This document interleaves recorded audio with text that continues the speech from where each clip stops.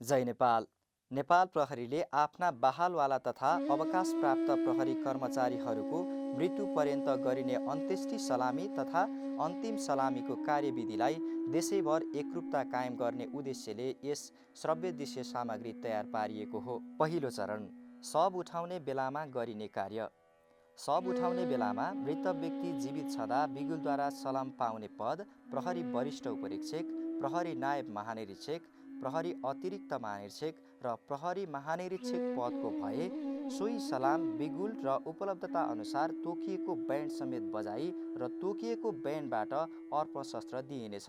अन्यथा प्रहरी कार्यालय सहयोगीदेखि प्रहरी उपरीक्षकसम्मको दर्जाको हकमा गारद सलाम बिगुल उपलब्धता अनुसार बजाई अर्पण शस्त्र दिइनुपर्दछ। साथै सम्मान स्वरूप बहालवाला प्रहरी कर्मचारीहरूको हकमा नेपाल प्रहरीको झण्डालाई शवको शिरतर्फ मनोग्रामको माथिल्लो भाग पर्ने गरी उडाउनु पर्नेछ। यस प्रक्रियामा झण्डा बोक्ने प्रहरी जवान र झण्डा उडाउने प्रहरी अधिकृत शवको दायाँ र बायाँ हुने गरी छिटो हिँडमा गई अड्ने र शवतर्फ फर्की चिट्ठी सलाम गरी झण्डा उडाउनु पर्दछ। तर अवकाश प्राप्त प्रहरी कर्मचारीको हकमा भने प्रहरी झण्डा उडाउनु पर्ने छैन। दोस्रो चरण, शव यात्रामा गरिने कार्य।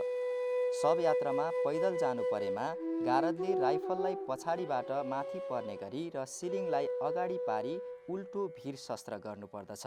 भीर शस्त्र दायाँ बायाँ र पछाडि जुनसुकै पनि गर्न सकिन्छ, तर राइफलको मजल भने जमिनतिर हुनुपर्दछ।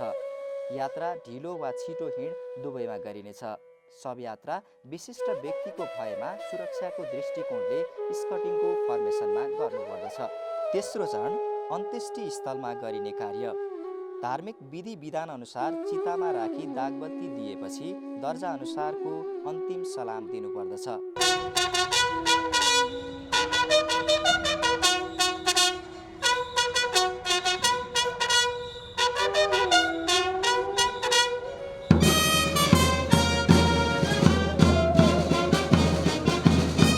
अर्पण शस्त्र गरी सलाम दिइसकेपछि शोक शस्त्र गरिन्छ र लेटपोस्ट बिगुल बजाइन्छ।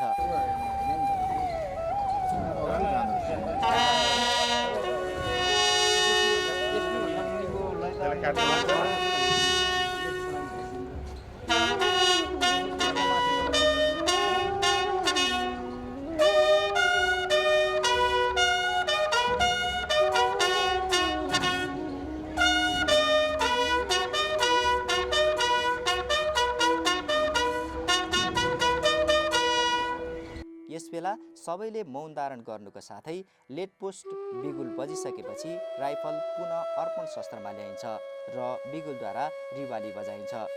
बिगुल बजुन्जेलसम्म गारद सतर्कमा रहन्छ। बिगुल बजिसकेपछि गारद कमान्डरको सुझबुझ र कासन अनुसारको कार्य गर्नुपर्दछ। शोक शस्त्रको अवस्थामा मौन धारण गर्दा सलाम गर्नु पर्दैन। त्यसै गरी उडाइएको झण्डालाई दागबत्ती दिनु ठिक अगाडि प्रहरी कर्मचारीले झण्डा शवबाट उठाई 4 फोल्ड गरी मृतकको आफन्तलाई हस्तान्तरण गरिदिनु पर्दछ।